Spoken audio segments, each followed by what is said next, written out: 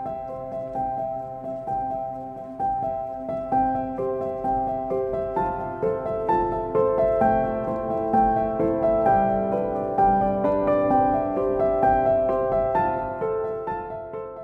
name is Mei Lin and I'm 25 and from Cabramatta. I sought help for the first time in first year of university, just talking to a uni counsellor, and from there I eventually got referred to different psychologists, sort of went here and there trying to find the one that worked really well for me, and finally started talking about my mental health a little bit more, opened up for the first time, and things started getting a little bit better from there. And I just thought I actually need to make a change, no matter how uncomfortable it is, just because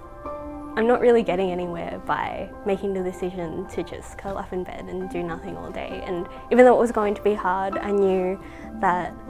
if I didn't take that step, then I wouldn't make any progress. Ended up graduating with distinction, which was really great. And now, I'm doing a master's degree and slowly getting there. One of the biggest things that I do to sort of spend my time in terms of hobbies is probably things like video games, which I know aren't necessarily things that people like to talk about as a positive mental health thing, but it helps me sort of switch off. Apart from that, I find that things that involve me using my hands, things like origami or bullet journaling or sort of learning how to hand letter and things like that are really good skills that give me also something tangible to hold and look towards and think, oh wow, I made this. I think mental illness is such a big word, and it's something that a lot of people still don't really understand because it's not really something that exists in my home language. You know, it was just things like, oh yeah, everyone goes through a tough time, everyone feels anxious sometimes, everyone feels a little bit depressed. It's also this societal expectation that because children of refugees don't necessarily have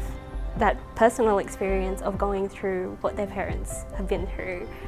then they don't really have that right to feel the way they do. They don't really have that right to experience mental ill health, which just isn't true. Mental well-being to me is just having the capacity and being in the right frame of mind where if something challenging does happen in life, which it obviously does, you have all of the ability to be able to get through that no matter how difficult it is. And even though you might encounter a setback, being able to bounce back and have that resilience, I think is the hallmark of having good mental well-being. Things like depression and anxiety happens to everyone and it could just be temporary, but when it's something that stops you from doing what you want to do, then that's something that you should probably start seeking support for. It is a little bit difficult for young people in general to stand up and feel that their voices are valid or that their experiences are valid. Headspace sort of made me realise the power that young people have in making a change in the world. A big thing that prompted me into volunteering for my local centre was that I thought that it would be really good for somebody else to sort of look at me and go, oh, that's somebody that is just a regular person, that's someone who looks like me and has mental health issues, and I don't think any less of them for it. Me being uncomfortable for a little bit to make somebody else feel a little bit less alone, I think is always worth that feeling of discomfort. While it is really, really hard to confront your mental ill health and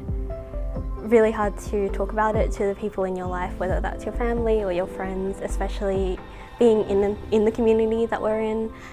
I think you have to realise that those uncomfortable conversations are always worth it, because if